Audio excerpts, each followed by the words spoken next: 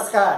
जनमानस विवेचना के YouTube चैनल पर आपका स्वागत है। मैं हूं अमलेंदु भूषण खां। मध्य प्रदेश में विधानसभा चुनाव के बाद की घोषणा होने और उम्मीदवारों की सूची जारी होने के बाद बीजेपी और कांग्रेस के अंदर जो घमासान मचा हुआ है उसकी आप कल्पना आसानी से नहीं कर सकते हैं। बीजेपी का तो आलम यह है कि जब भूपेंद्र यादव, केंद्रीय मंत्री भूपेंद्र यादव गए थे इंदौर, तो वहां पर जुत्तम पैजार की स्थिति हो गई थी। आलम यह था कि बीजेपी कार्यकर्ता जो बागी थे वो मारपीट पर उतारू हो गए थे। अब अमित शाह जो बागी है उनको मनाने की कोशिश तो कर रहे हैं, लेकिन इसमें उनको अभी तक सफलता नहीं मिली है। आलम यह है कि प्रत्येक दिन जो भाजपा में है वो बगावत पे उतर आते हैं। अमित शाह की बात पार्टी के कार्यकर्ता, बगावती नेता उनकी बात मानने को तैयार ही नहीं है। यही कारण है कि जबलपुर महानगर अध्यक्ष प्रभात साहू ने अपने पद से इस्तीफा उन्हीं के सामने में दे दिया। आलम यह है तो अब आप अंदाजा लगा सकते हैं जो बीजेपी किन मुसीबतों का सामना कर रही है। मध्य प्रदेश में दिमनी विधानसभा क्षेत्र जो है यह काफी चर्चित है।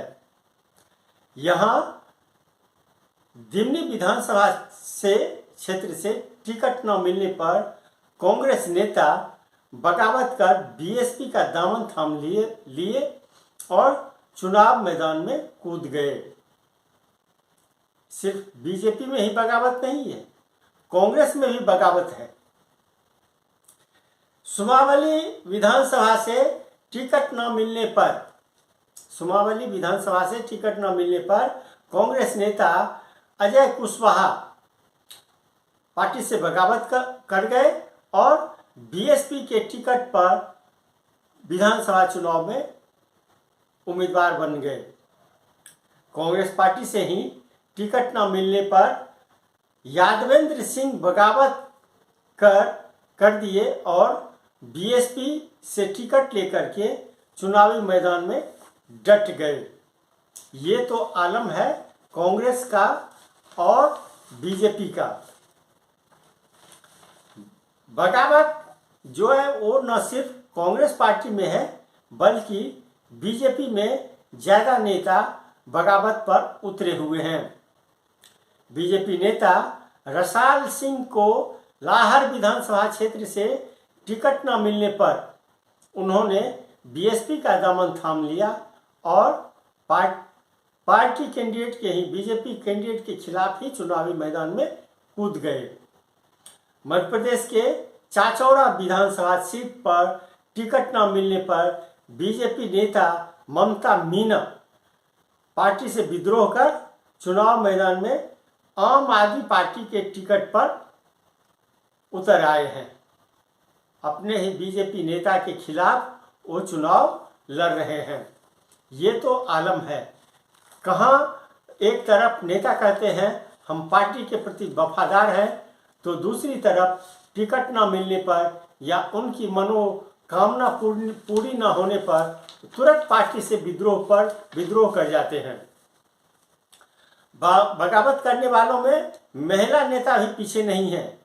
बीजेपी नेता रेखा यादव विजावर विधानसभा से टिकट मांग रही थी।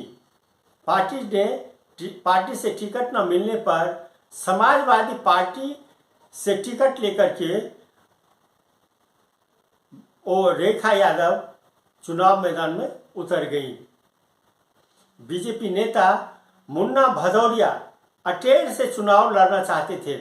अटेर विधानसभा सीट से चुनाव लड़ना चाहते थे, लेकिन पार्टी ने उन्हें टिकट नहीं दिया। नतीजा यह हुआ कि भदौरिया समाजवादी पार्टी से टिकट लेकर के चुनाव लड़ रहे हैं। बीजेपी के ही नेता लक्ष्मण तिवारी सिमरिया से टिकट चाह रहे थे, लेकिन उन्हें टिकट नहीं दिया गया। तिवारी जी समाजवादी पार्टी का दमन थाम लिए और चुनावी मैदान में कूद गए। पार्टी देखते रह गई और वो उम्मीदवार बन गए। इसी तरह बीएसपी नेता मनीराम धाकर जौरा विधानसभा क्षेत्र से टिकट चाहते थे।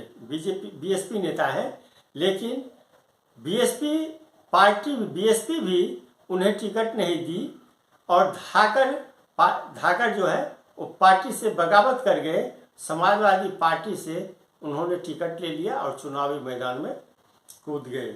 कांग्रेस नेता प्रेमचंद गुड्डू, बीजेपी नेता केदारनाथ शुक्ला, ये सब निर्दलीय चुनाव लड़ रहे हैं।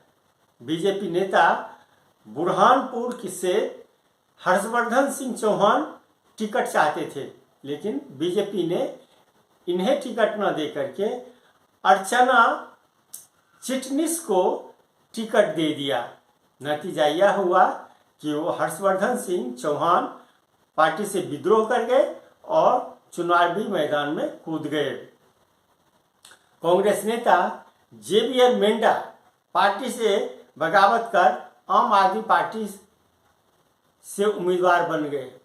ये तो आलम है, एक तरफ वो पार्टी से बगावत करते हैं और दूसरी तरफ दूसरी पार्टी से टिकट लेकर के चुनावी मैदान में कूद जाते हैं। तो पार्टी की हालत और उम्मीदवार की हालत आप देखिए। जो नेता यह कहते हैं कि वो पार्टी के प्रति वफादार हैं, वो मिनट नहीं लगता है पार्टी बदल लेते हैं, पाला बदल लेते हैं।